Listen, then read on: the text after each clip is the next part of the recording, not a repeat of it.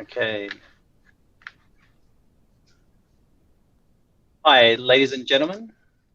My name is Steve Tosser. I'm the founder and managing director of Wholesale Investor, and welcome to our pre-conference session for Emergence. Now, today we're going to be joined by a special guest, someone that's made a massive impact in my life and in the Wholesale Investor team. And, you know, as part of doing these sessions, I said, everything we're about doing is really trying to add value to the process of which a company would go through when they're actually building their journey. And for me, Alicia's been, you know, our guest who we're going to be inviting has been someone that's been very paramount to that for me and also for the company. So look, basically, and also the other part that I want to highlight for today is we want it to be as engaging as possible. So to kick off with, I did this last night. It's always fascinating to know where people are actually joining from. So if you're on the stream already, or if you're just about to come on and you're not feeling too shy, then basically let us know where you're joining from, which country. I've got Alicia waiting in the green room before we actually bring her on. But yeah, as a starting point, let us know where you're joining from, and then from there, we will kick off the process for our session. Okay, now what I'll do is I'll bring on Alicia as a start. We're also going live on YouTube today, which I think is something interesting for me. Okay, now, so basically I said I'm about to bring on Alicia. As I said, over the last, you know, for me, over the last few years, we've been working diligently on this process of, and this is for Wholesale Investor, right? So a couple of years ago, we were working basically with Alicia, and the whole idea is no one, typically in situations when you're working with people in the area of sort of HR talent, you're not sort of bringing them in because you think everything's going amazing, right? You typically bring in someone like Alicia when typically you've got challenges or there's some issues that you want to solve actually in your business. From my perspective, there was a range of different challenges I was having on the team front, and it was really about what I needed to learn personally as a founder, and then also what I need to do differently as a company. And, you know, basically we've been now working with Alicia for, you know, nearly 2 years, and it's been incredibly influential into even this whole Emergence experience. You know, the fact today we crossed 10,000 registrations for Emergence is absolutely astonishing. You know, the fact that we're organized 75 plus speakers, we've got, you know, a lot of great, amazing companies that are actually participating in the event. And all this started with a decision at a team perspective. Even more that, you know, when we were going through the period of, like this time last year when COVID was sort of coming across and we were trying to understand how it was going to impact our business and so forth, our company had to pivot really quickly because obviously we were hosting live events. So it was important for us then to go from hosting live events to hosting obviously in a virtual environment. And when you have different team members doing different roles, and said everything starts to change super quick. And, you know, I said, cannot talk enough about how important Alicia was for us in actually doing that, in actually sort of creating that process. So just changing there we go, that's the microphone I wanted. Okay, so now what I'm gonna do is gonna bring in Alicia. So just give me 1 second, I'll send the screen. Okay, now just make sure that we can see you, Alicia. Yes. Welcome, Alicia. Thanks for having me, Steve. It's good to be here. Well, obviously this is our first live stream, so this is completely new for me and you. And, you know, I typically find that as we sort of start this process, people are typically shy to sort of kick off and ask questions and so forth. But what I'd love to do, just to kick off, can you give us a little bit about your background and how, I suppose, how you discovered this area of talent sort of optimization, and we can kick off from there. Yeah, absolutely. So look, I come from, I guess, a really traditional HR background. I was a HR manager and director for a number of IT businesses, and then eventually went on to have kids like most people do, and just thought to myself, I think I can have a bigger impact on the world if I was actually a business founder and owner like many of the community here today, and actually do something different. Let's challenge the status quo. You know, writing policies and procedures, and the way I saw HR being done, there was pockets of greatness, but I just saw, I guess, a very mediocre I guess, positioning around it the way HR was being done. And I thought, look, companies that are growing and scaling, I wanted to work in that space. And for them, it's about really practical implementation of how can we take control of our actual people strategy and not need to have a HR person here. How can we be effective leaders? And that's where I came across this framework and methodology called talent optimization. And it's really relevant for business founders and owners who are trying to grow their businesses, whether you've got 15 or 500 staff. How do you maximize performance? How do we use data and science, get the right people in the right roles? How do we inspire those individuals? And how do we grow and develop teams? So if you were to break it down there, I suppose the 4 key elements that you really think about. So let's go through that as a step. So if you're understanding your principles for talent optimization, you mentioned that the first part is starting with design. Now, I'd even like to go a step back before that for you, right? So if you're going into a company to sort of understand more about their business and understand what's facing them, what are you looking for in potential problems in that company? Like from a talent perspective when you're coming in? I mean, the first thing I ask them about is, where's your business strategy? Do you have one, right? Because I think most companies have some sort of strategy or plan in their head of where they would like to be. But then there's a lot of, I guess, the people side of it, because guess what? People have to execute on the strategy. And that's often where it goes wrong. It's not that we had the wrong strategy. We didn't have the right team, the right roles in place to deliver on that strategy. And maybe the co-founders and people we had initially, now they're flexing into these roles that are not suited to them. So we actually have to look at the existing strategy that's in place and look at the existing capability in the team. Yeah. And for many founders, I mean, you included, you've got certain focus areas and strengths. That's why you built a business. So what do we need to do? Have you focus there? Where are you the greatest asset in your business? Let's design you a role as the founders of your business so that you can be there. There's nothing worse than having to operate, in a process and procedure role. If you're a highly innovative change maker, I want to be out talking to new clients. I'm not going to put you in a role where you're now implementing a CRM, because that's the most boring project on the planet for you. And I have to say, absolutely, from my standpoint, one of the nicest things when I sort of came to meet you was that I had a team member say the best thing to do is to be as honest as possible with you as far as what situation, what challenges I thought we had and my perspective. And for me, that was super powerful, because there's something that's really beautiful about dealing with someone you that's seen a lot in that perspective. Because often as founders, when we're going through this, we think it's only us. We think that, and you're absolutely right in that I know what my weaknesses are, and I knew what my strengths were. And I knew that I was also being a bit too diplomatic in some areas and also a bit too strong in other areas. So for you, when you're assessing, I suppose, those strengths, what is that process that you take founders through to help them understand what those strengths are, what those weaknesses are, and, I suppose start to identify where those potential team weaknesses live?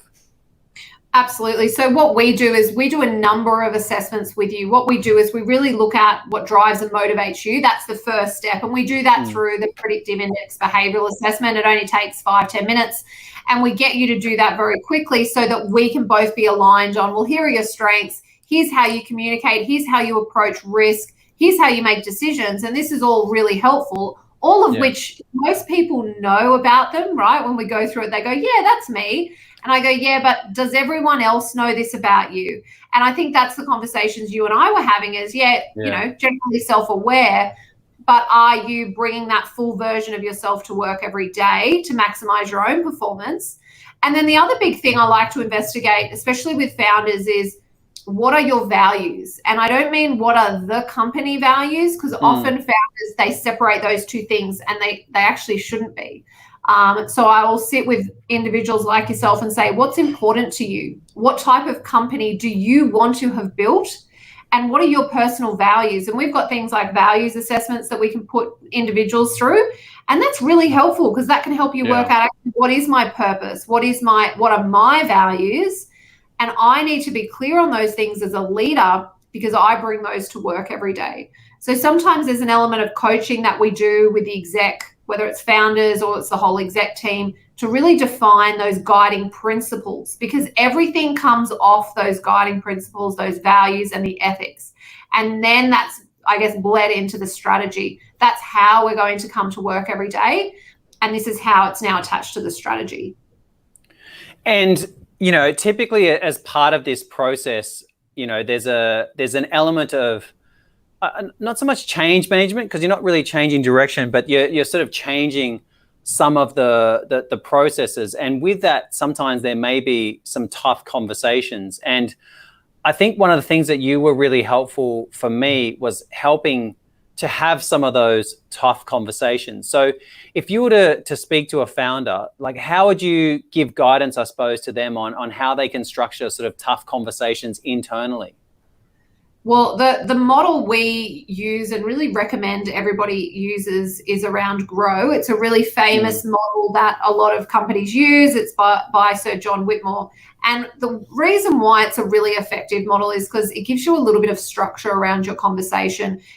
There's nothing worse than getting the feedback sandwich. Everyone's heard of that. Say something positive and then give them some bad news. Say something positive. Please don't do that, by the way, if you're listening. Don't do that. It's definitely outdated and no one would recommend that anymore. And people can see it coming, so don't do it. But really, when you use the GROW model, so it stands for goal. So you want to sit down with someone and say, look, here's where I see you. Here's the goal for this conversation. And here's my goal for you. And that can be around purpose and really positioning the conversation. And then you get into R, and that's a reality. What is the reality of the situation we have in front of us? Give this person some feedback. And this is where I see founders shy away. It's like you're tolerating and tolerating and tolerating, just hoping that it will get better, but not actively giving feedback because, I guess there's that caution around, I don't want people to feel upset or hurt or criticized. Guess what? One of the things when we do engagement surveys, one of the biggest pieces is people want more feedback. And it's ironic because often founders and managers don't want to give feedback, but people actively want it. Which I'll come to, I guess, down the track in terms of your culture of business and having a culture of feedback. But give them some feedback in that reality piece. And then talk to them about options. Well, what do you think we should do from here? What options do we have? Let's talk this through, right? It shouldn't be a one-sided conversation. And then the W is really around the will. What am I willing to do? What are you willing to do? What are the next steps? Let's agree on that. And I guess, again, for founders, we don't have a lot of formality in our profile. We don't really like a lot of rules and structure. It's not usually why we founded a business in the first place.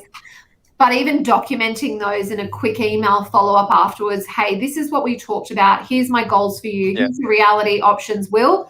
They may not even know that that's the structure, but it does give it that, I guess, you've got some confidence. I know when I spoke to you, you said it was nice to have just something to follow to structure your own thinking. Yes. And look, I suppose as founders, sometimes the people part is not our strong point because we're often not coming from corporate roles. We're often sort of being founders and just gone to different roles where it's either business development or maybe it might be product-led founders, etc. One of the nicest, I suppose, not thesis is probably the wrong one. One of the nicest philosophies that you had implanted in my brain was right person, right role, right? And so I think as a premise to sort of kicking off and understanding these 4 principles that you sort of build upon, how do you design that right? Like what is the starting design point in building this sort of, ideal, high performance team? We really break each role down. So we start to think about, well, what's your business strategy? And then what's needed for that? How do we deliver on this strategy? What divisions do we need? And for you, we talked about the customer flywheel and how everyone should be connected. And that was a big pivot we made when we talked about the structure. So I'll just break that down quickly. So basically the wholesale investor team, we're broken down into key areas, which is one is our team attract, which is really focused on marketing and obviously attracting both companies and investors to our platform. The engagement component is obviously focused on the business development part, and then Delight, which is focused around our customer success aspect, is really just obviously trying to look for additional ways that we can add value to our clients. So that's the flywheel that she's talking about. And then over that, we've got a product layer and then a team layer. So that's our sort of key areas that Alicia helped us structure. Yeah, and I think having the right structure is important, because without that, you can't scale and grow, and you do have to be thinking almost years down the track, and that's really hard when you're scaling your business. How do I think in a 2-year, 5-year time frame, and how do I create career progression for people? You know, which roles will we be recruiting for? So designing the right structure to remove any hurdles from a business strategy perspective, and that's again where we have a very big business lens.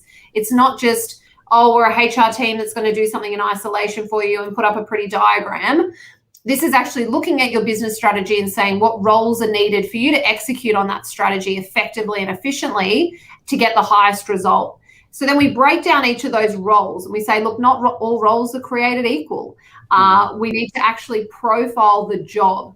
And that's a really unique process we get you to go through. It takes about 15 minutes. It's called a job assessment. And you actually get to start to pick through, well, what's the nature of the job? Are they out meeting new people all the time? Is it a highly influential role? Is it a high independence, dominance type of role? Is it fast-paced? And we get you to go through that assessment and be really objective about it. It's not my opinion. This is what a day in the life is going to look like. And that's really the head component. And we have you rank in terms of how complex is this job?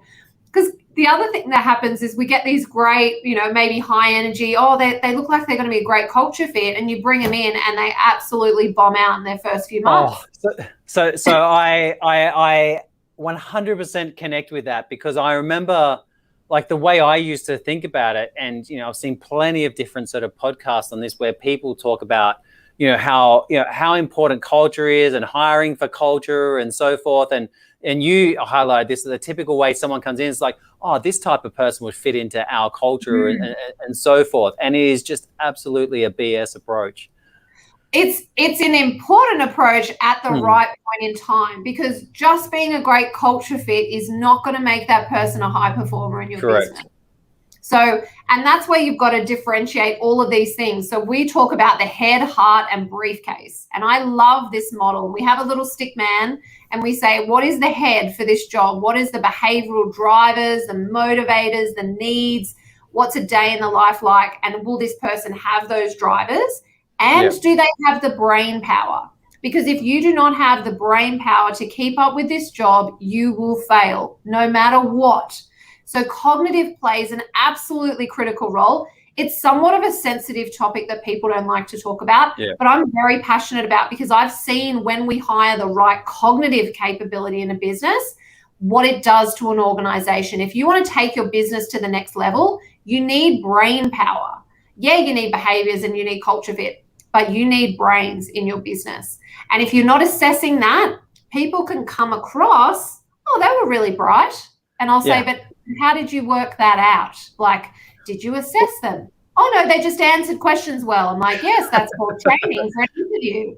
Well, I'll take that another step further, right? I'll go really strongly on this point, because let's use COVID as the perfect example. One of the things we've been very fortunate is we've got a high cognitive, in our team. And to me, that ability to learn, that ability to be adapt, that ability to be agile became super important at a moment's notice.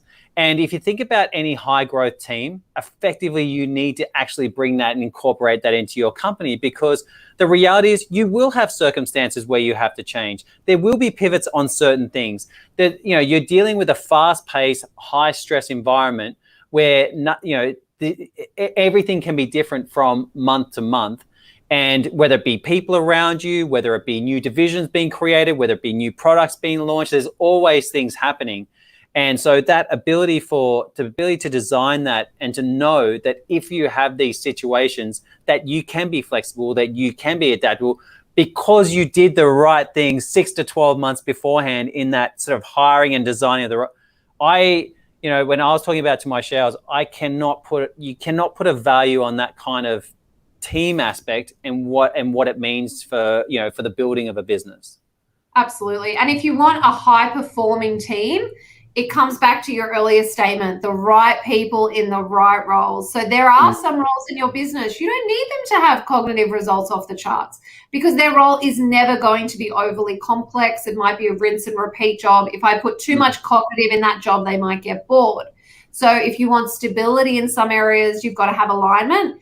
But if you're a business trying to scale and pivot and take it to the next level, I know lots of founders and smaller businesses who are going on a scaling journey, and they'll say to me, we put 75% weighting on cognitive and only 25% on their behavioral, because we'll tolerate certain behaviors and we can adapt to that, but we have to have the cognitive power, because if we don't have that, we'll never grow.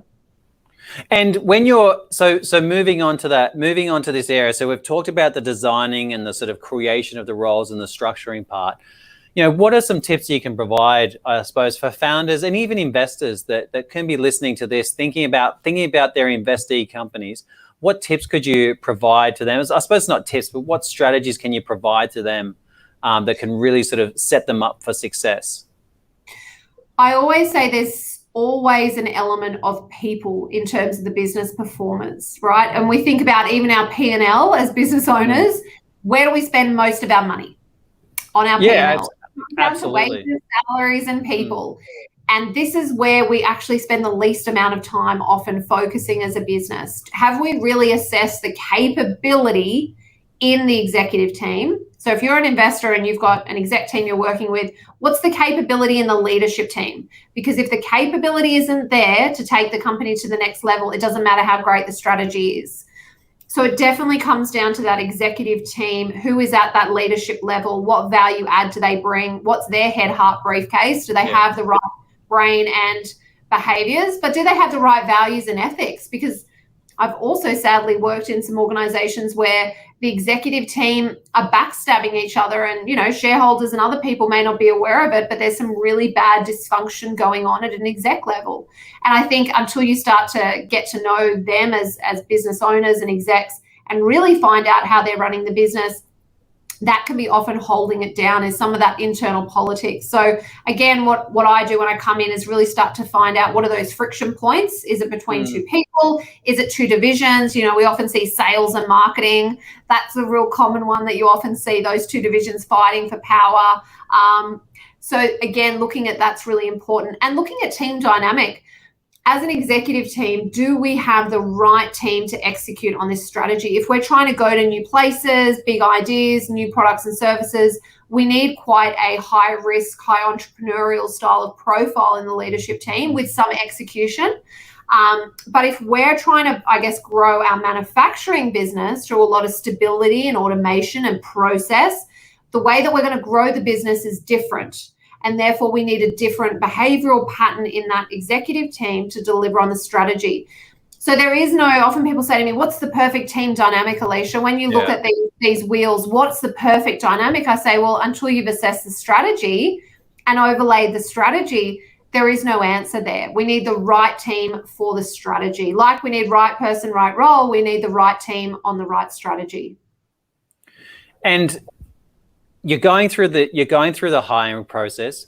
You're bringing new people on board. You're obviously, I said, taking them through. You're taking them through their onboarding. They're getting ingrained into the company, and there gets a period where they've obviously been with the company for maybe 6 months, 12 months, 2 years, and I suppose the next step is then the challenging of that person, because obviously retaining is super important, because if you do want to build a high growth team, not only your key people, but also, the key team members that are helping sort of set that foundation for growth. What does that inspiring process look like?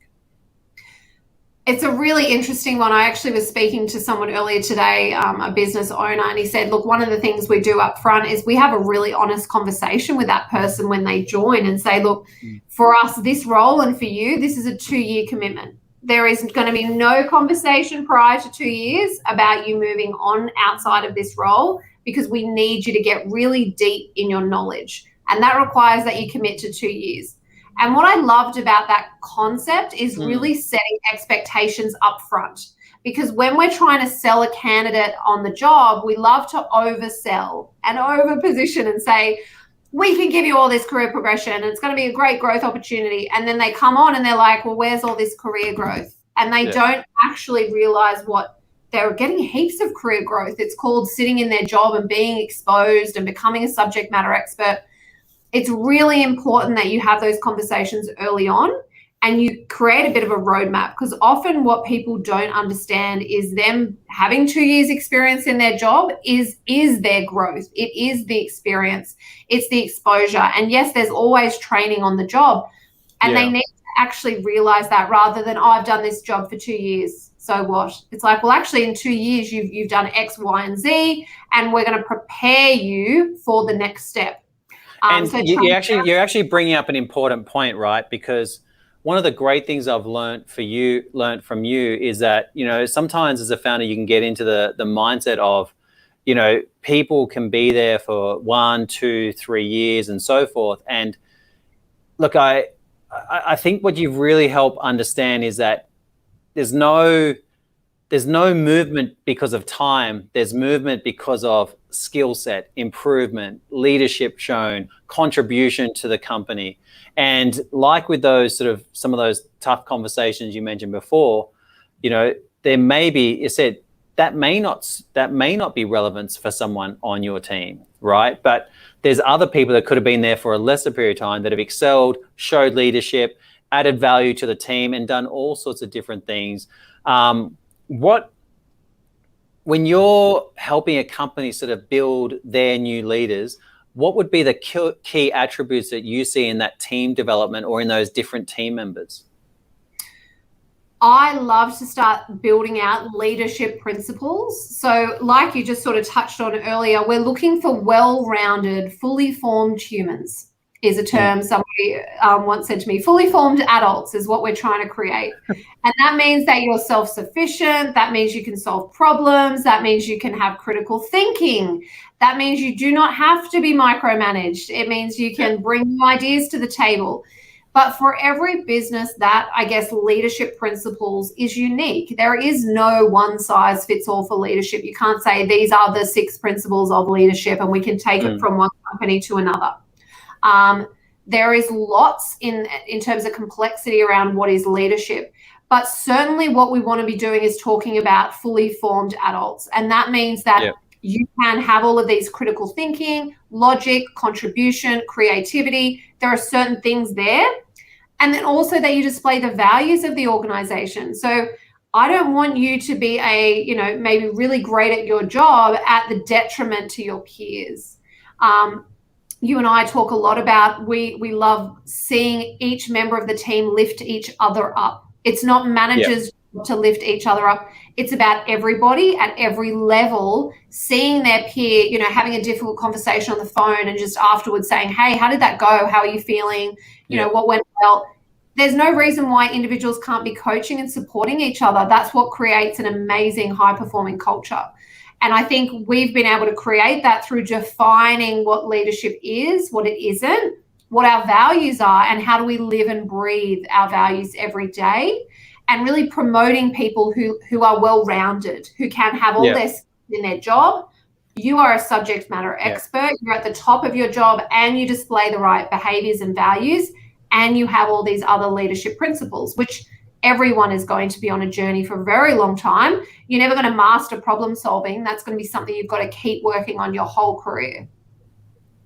And you've got so that's on the inspiring part. So we've gone through the designing of the role. We've gone through the hiring of the role, and then we've talked about the inspiring part. The next part you've got is, you mentioned, is diagnose. Did I get that correct? Yes, absolutely. Please explain.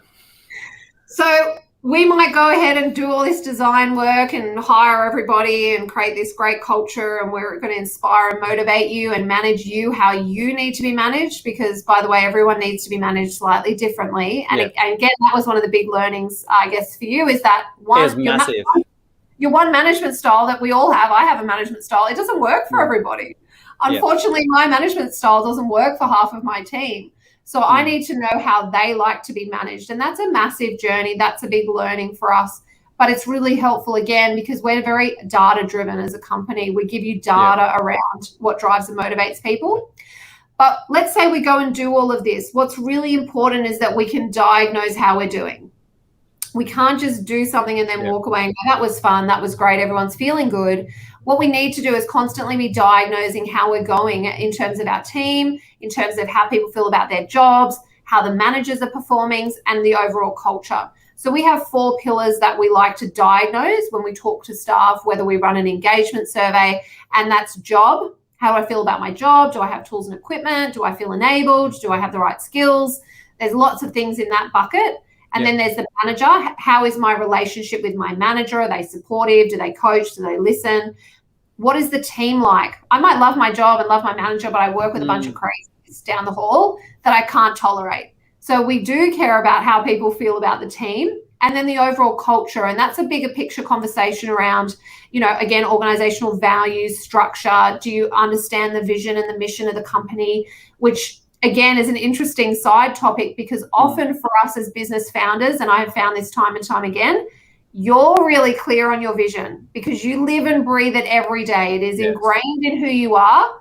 Guess what? Your staff probably don't know. So just right on this point, right? So one of the things I was so guilty of was I would have external conversations with people on a daily basis about what our future is, what the vision is, the direction, and so forth. And I realized that I wasn't communicating it with team members.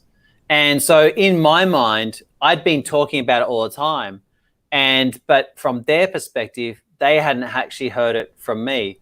And so I really started to shift my thinking in the way in which I incorporate now, in that I'm trying to think of how systematically it can be right across the entire company at each level, because ultimately, you know, the core vision for us is creating opportunities for tomorrow. You'll hear me say it in most presentations that I do because I've incorporated that for me. And then the second part is the utilization of platforms, technologies, and partners to bring together emerging growth companies and high net worths. That's the mission aspect, right? And if you actually look at everything we do, everything is completely geared towards those. Now, I know that.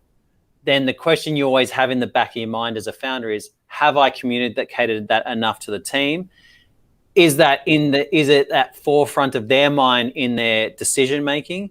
Is that forefront of their mind in, you know, the way, you know, handling, maybe it could be challenging conversations or whatever it may be, or is that in their mind in the way in which we promote ourselves and just general decision making? I think is the key area. I think that's really the stage where I'm always questioning myself, am I doing enough? And I think it's a good question to ask yourself, and the best tester of that. And again, one of the things I did with you is I went around and just said to staff, what's the mission around here? What's the vision? Where are we going? Like, if I'm fresh in and I don't know anything, what's going on around here? How do we do things around here? How do we make decisions when the boss isn't here? And if you go around and ask some of those questions, you'll know very, very quickly if your staff truly understand your vision, your mission, your values. And I know this is often a conversation that you hear in the market a lot, and I think business founders brush over it. They're like, yeah, I know that's important, and yeah, I have one, and I talk to my shareholders about it, but it's not really ingrained. You will see massive changes in your organization when you start to, like you've done, consistently embed who you are and how you do things into everything. Because what it means is you've got people in the business that they now feel empowered. Actually, I know if Steve wasn't here or some of the managers weren't here, I know how they would make a decision because I know their guiding principles. And that's powerful when you can enable leaders at all levels in your business. That's when we know you guys have been successful as business founders and owners, is when you have created leadership within your business. And that's what we're all striving for. I'm a business founder. I want everyone to feel empowered. And we're striving for that. We're striving to get to that magical place, right? That place where everyone talks about, where you're known for working in the business, but then the next stage is obviously working on the business, right? And for me, I said been building WI for the last 12 years, like really this last sort of 6 to 9 months has been the first time that I've really had that opportunity to actually work on the business and build strategically what comes next for the company. And the other thing, I suppose the other thing that I think we really need to talk about as a sort of finishing point is that, our work styles have changed, right? Our work environments have changed. I know there's companies that have basically decided to let their staff work from home the entire time and have got rid of their offices. I've heard of companies where they've decided to get rid of their offices but take out serviced offices in different places for their teams. And you've got offices where, like for us, as an example, we're flexible in the approach. And I know there's other firms where they've decided to basically tell their team members that they all need to be back in the office. So what are some of your suggestions on navigating this, I suppose, multifaceted work environment that we're basically just enduring or we're working in? I think the first step is to talk to your staff. I mean, you see a lot of surveying. You and I often are sharing, pulse surveys that have happened either internally or looking at market data. Yeah. Market data is nice, and it's going to tell you one thing. There is nothing more powerful, and this comes down to my diagnose piece earlier, is talking to your own people. Don't think that you have all the answers. You do not. You need to talk to your staff. What do they want? How often do they want to be working at home? If they will come to the office, what does a day look like for them? Are they happy to commute a little bit further? Are you going to relocate your offices now out of the city because you don't need that anymore? I'm seeing so many creative solutions to the problem, to be honest. I was speaking to somebody today and they said what they're doing with their team is they've cancelled their office. They're recouping that $100,000 a year they used to spend on office space, moved everyone home, and then they're using that, like they're using 80% of it, basically to pay for other services. So what they're doing is they might bring the team together once a quarter and actually spend a day or two in a really nice environment, fully catered for overnight stay, and actually have these intensive 2 days every quarter and spend the money on that. Like, let's go away for 2 days and do our planning, or let's do every Friday and we'll go out to lunch. So they're using the money in different ways where they can still collaborate, but they're being creative because the team's like, we still want FaceTime, but we want to work from home. So you have to find the right solution for your business, but be creative because it's going to become your competitive advantage. Hey, we do things differently around here. The way we work is, you can work from home, pretty much full time. But every Friday we all meet in one of our, collaborative spaces. We have a planning day. We strategize, we break into groups, and we actually have an agenda when we meet. And then the rest of the week is execution. There's just it's interesting. What you just highlighted there was basically, people using spaces more for collaboration and creation of new things. I know I'll basically mention our structure is we sort of prefer our team members to come in on Monday and Friday so that we can start the week together and we can finish the week together. Tuesday, Wednesday, Thursday, there's, basically they can either come in or they can work from home. It's completely up to them. And I found that's been a good model for us. We do still have an office. Obviously, what's been cool for us is we're doing a lot more content, and obviously our new office has studio, and so we can do that. So it suits us because of our business and where we want to go sort of going forward. So that's our setup. Yeah, and I think everyone's got to look at your own business. Like my business, majority of what we do is training. So we still need training space. That's never going to change. The question is, what do you do with that space, right? Do we permanently do something? Do we sublease? Like, I think it's let us be more creative about how we view our own businesses. And I would suggest that you get ideas from your staff and think of creative solutions that suit you.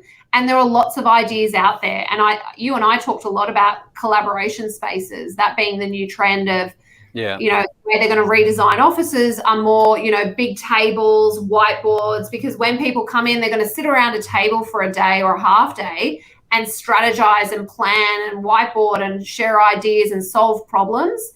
And that's where I see where people spend face time. It's doing that stuff. And for us, I know even for my profile and my style, I still meet with my business partner every month face to face. We just travel to meet each other, because if we're not physically sitting in front of each other, the ideas don't come out. It's very different over Zoom. So you've got to work out what works for you. Alicia, as always, there's not, do you know, you said this right at the start, right? And I'll just sort of finish on this note. You said, people used to think of HR as just something that companies had to have, or that they didn't really place a priority on it. And I think I said this to you for me personally, I didn't either, until the situation came where I actually needed to. And it has been, I cannot even explain what the feeling is like when you move from, this where we were sort of when I was thinking about sort of 2 years ago, 18 months, 2 years ago, to now. I said, I love seeing people succeed. I love, one of the nicest compliments that for me to have from a team member is where they tell me how much they've actually improved in their own growth because of how they're being challenged in the right way. And I know that in making company decisions, I don't know how I would, pretty much as a founder, you're typically flying blind most of the time when it comes to the team perspective. But for me, we use the predictive index software. I literally will use, in fact, it's not even, literally have it with me in front of, it literally sits, like I set up my keyboard, it like sits right in front of my keyboard every time. Because it's so important for me. And like, we've made decisions on the way we do production, for example, based on that. I said, it's just really, to me, you definitely need to use some form of science to actually drive this process, because the human mind is super complex. People's value structure, all that sort of stuff is also, and your company becomes like this organism that you're consistently growing, building, fertilizing, and then you want to see it continue to grow beyond what people sort of come there with their skill set. So I said, there's not enough credit that I can give for what I've learned from you, and also how, and I'll just say to any other founders out there, anyone that's listening to this, whether it's be during this live session or sort of afterwards, this is the most important area. We will spend so much time on marketing stats, on whether it be marketing, I'm thinking about product we spend time on. We always think about ways on how to grow our business, but when you've got that ability to have some sort of confidence around this area about you're dealing things in the right way, the difference it makes in the way you start to think about what you, like, for example, let's use Friday as an example. What on earth are we doing a 24-hour showcase with a global audience? Like, that wasn't even in the route. We weren't even doing videos 12 months ago. We were not producing any content whatsoever. And now it is absolutely core to everything we do. And that comes from team. That's not me. I don't have the skill sets to do this. Even setting this up is not my skill set to do. There's team members that help do that. So, I just say, I cannot more passionately say to anyone, this is just such we know it, but we don't really know it. We only know it when we actually see it click into gear, and you can actually see your work and those foundations you set really taking off. So, Alicia, I don't know if I can compliment you anymore, but thank you so much for everything you've done for us. Thank you so much for joining our live stream. Thank you for having me, Steve. Thank you. And now, just on that note, I don't know if anyone wants to ask any questions. I know there's quite a bit of a delay, and I also know you're typically shy when it comes to Q&A time. But if anyone likes to ask any questions for Alicia, go for it. And then now we just wait with a nice sort of 10 to 20 second delay. While we're waiting, Steve, one of the things that people often say to me is, oh, it's just such a big unknown, right? The whole people side of my business, it's this big unknown and too big to tackle. And, I don't want to look, they often don't want to look too much at it, because if you look directly at it, you might find that there's stuff you got to do and there's problems you might need to solve. So they kind of turn away from it. But I will say, in the right hands, and if you have people alongside you on this journey, like I've been for you, where you've got someone to coach and guide and support you and take the right steps and encourage you and put data and process behind it, this actually can be a really liberating journey where Yeah, of course it's painful at times. You know, you and I talked about like surgery, right? You got to do surgery on your business, and it's going to take time to heal, but it's better than leaving it in the state that it is, because those cancers will rot away and it will get worse, versus making some great positive changes for your business and putting some work in, because you're going to get the return on investment. If you spend time on the people side, the return on investment is like tenfold on any time or money that you spend in this space. And the thing that you taught me really well, which is just so accurate, is that when you do have those cancers in the team, then typically what tends to happen is, you know, when the cat's away, the mice come out to play, right? Is the saying. And you effectively start to realize that you can often lose good team members because of those cancers that you're not aware of, you know, and that's definitely a challenge when companies start to get sort of above that 10, 15, 20, so forth. You know, it's definitely something you need to be aware of. And I've seen that approach that you're talking about, where they take the nice, gentle, fluffy approach. Everything's okay.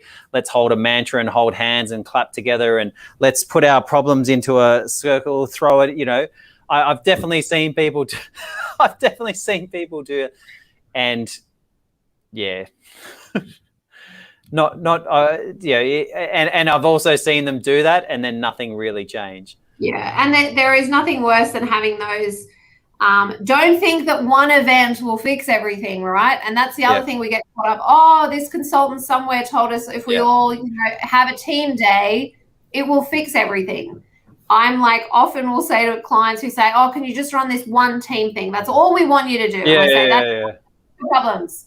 I can run you a great team day, but in about 24 hours to 48 hours, you're all going to go back to work and go back to your normal lives and your behaviors and your routines, and nothing will change." You need to actually put some steps in place to do things consistently, and don't just have these fun days where nothing gets achieved other than we all felt really nice and then we had drinks afterwards. Just have my human Bible in front of me. Your people toolkit, yes. Yes, correct. Well, it seems to be the shyness, but Alicia, once again, I just want to say thank you so much. Really appreciate it. I hope for everyone that joined this, I hope you enjoyed the live stream. Obviously, we're going to leave it on here for our Emergence. So hopefully if you're watching this afterwards as well, if you do have any questions, please send it through. I'll put Alicia's details in the chat box so that anyone can, basically direct any questions to her. But yeah, you can just find her on LinkedIn, Alicia Lykos on LinkedIn, Lykos. Her company is Red Wolf Group, and you'll easily remember that because you've got two gingers that are hosting this. And and that will be it for today. Look how red my face is. Jeez. So this is what happens when I can't have a fan that's going on. My face just goes even redder than it is actually normally. But I was going to say, all the audience members who end up watching this on playback and you're like, I want to know what the hell Steve and Alicia are talking about. What's all this drives and behaviors and what is this? If you go to our website, there's redwolfgroup.com.au. You can actually take the free predictive index behavioral assessment. You can take it yourself, and then you'll get an email from me saying, hey, let's go through your results. So you can actually get a sample of just having a look at what drives and motivates you and start to think about the data side of your business, like totally complementary. So I'd really encourage you to do that as a next step, even over the next couple of weeks as you're starting to think about your businesses and where you're really going to take it over 2021. It's the perfect first step. Thank you again so much, Alicia. We'll finish the live stream now. And everyone have a good night, and I'll be back tomorrow. Let me send this back to the